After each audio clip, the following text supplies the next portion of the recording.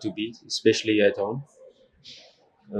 Of course, it's not a lot of training for us. It's more about recovery. I had a very intense match against Younger on a wet pitch that gives the fatigue level slightly higher. I only had 2 days to prepare. So we give them the respect, but we know we've come here with a job to do. And our job is to be able to collect 3 points. And we respect them, but it's a match we have to win. The way you see your results here, the way you start from the Dhidi, you win versus United 0, you win 4 against Fortune games, but the way you 2 matches last year, draw and then you lose. The way you see your performance, how is it? Yeah, very good. I think a very good start, a very good match against Young as well. Of course, a match like that, you don't want to be emotional after the game. That is why immediately I said, let me not comment on the penalty. It looked like a penalty. But of course, if you review it and you look back at it, you can clearly see that it's 2 penalties that should have been given. It's 2 yellow cards that could have resulted in second yellow cards. And of course, you think about solution-based. What do you do? It's no use crying over the last result. But the league definitely needs VAR. I think it definitely will improve the league. It will improve the standards of decisions and crucial decisions in crucial matches that can decide outcomes. So definitely Tanzanian football needs VAR. I'm not talking down on the referees, but it's normal that other parts of Africa, other parts of Europe have already started implementing and will definitely improve the game. Simba and Luzon, it's a tough match. The way you sit there, how can you tell the way you sit there, Yeah, they've got a very good front four. Sometimes playing with 2 strikers, sometimes with 1. They're very flexible in their formation. Now they start the game with a certain formation and immediately in the game suddenly changing. So they're quite flexible in terms of how they set up. They've been quite successful in the last match and how they've changed the system, and probably it's something that you've got to look into. But yes, it's a game we give them the respect. They've got a good coach, they've got good players, especially in the upfront part, and we'll be ready for. We've analyzed them in detail. We know which areas we want to use. We know which areas we have to close, not to give them the space, not to give them the situation that they can come into our half, into our box. And once we do that, they'll close their spaces and dominate the game and play the game where we want to play it. We have a bigger chance of not allowing them any shots at goal and a bigger chance of scoring. Because NFL will miss the next match maybe for India or France. Yes, of course, we saw Hamza that has gone off in the last match, as well as Kogoma. Those are definitely out. The other players we will check. Of course, we haven't trained yet. It was just recovery yesterday, and today we have a match day -1 session where we'll be able to see which players are in. So it's only one Hamza. I said Kagoma and Hamza that came off in the last match, so they are both out for the match. Which I've been talking about having VAR in our league in Tanzania. We know that this is the 5th best league in Africa. How does it affect your team and the league itself?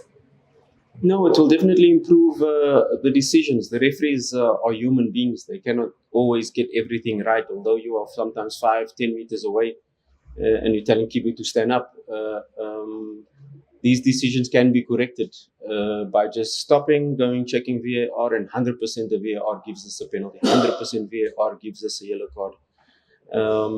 So we know that we've seen it in other leagues. We've seen it in Morocco last season and the season before with VAR correcting, deciding crucial moments in the last minute. Sometimes it's the pressure of the fans where sometimes the referee has his biases in terms of certain players thinking that he's diving. But when you review it, you can see it's clearly fouled. And these things will improve getting more decisions right than wrong. So it's not about stamping on the referees. Everyone is human.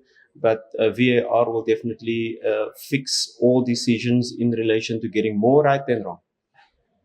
But the VAR, I think, is not part of this term. I mean, until next time. No, we definitely not this season. But I like to see the development of football. And the development of football, you might not get it now. You might get it next season. There might be an intervention that VAR is suddenly implemented. You never know in football how funds become available, because it's an expensive exercise. It's not just somebody snapping their finger and there's VAR. There's a lot of strategies and training that has to be done. But for the improvement of football on the whole, and Africa's got to get up to the standards of Europe, that's clear. It's not yet in South Africa as well. There's a big cry for it there as well. And, you need to get it in professional leagues that will improve the game, definitely bring us closer to the highest standards of football in the world. The last question, Coach. In COVID, you have a new team, you're making a team while you're competing for the title. How does it hard for you? In victories, you learn, you grow, but in defeat, that is where you grow the most. And it's a young team. It's a team that have to make the mistakes to be able to grow. There are a lot of things that went wrong in terms of conceding the goal. It's not one aspect. There are a lot of aspects that happened before. So when you analyze it, where you go through it, where you take the pain of such defeats, you grow as a team. And we know we're only in week 15, now week 16 of this project. And 15 new players coming together and gelling and trying to find the right combination. Defeats like the last one will help the team grow. And I'm extremely confident. I think Simba fans can be really excited for what we are building, for what's to come. We're not even 40-50% of our potential.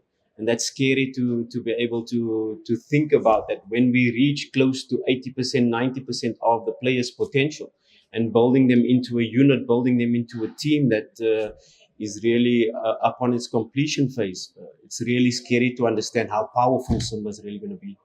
Maandalizi yameenda vizuri, na kama walivyosema kwamba tumekuwa na game ambazo zimekuwa zinakaribiana, na kesho tuna mchezo mgumu dhidi ya Prison, na tumekuwa na matokeo magumu sana tukiwa hapa Mbeya, lakini yote kwa yote tumejiandaa vizuri na tayari tushafika katika eneo la tukio, na kesho naamini tutaenda kufanya vizuri.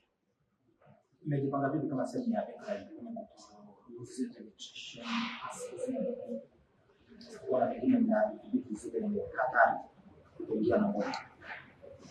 jukumu la ulinzi ni la timu nzima, lakini likiongozwa na defense line. Kwa hiyo jukumu letu kesho ni kuhakikisha kwamba haturuhusu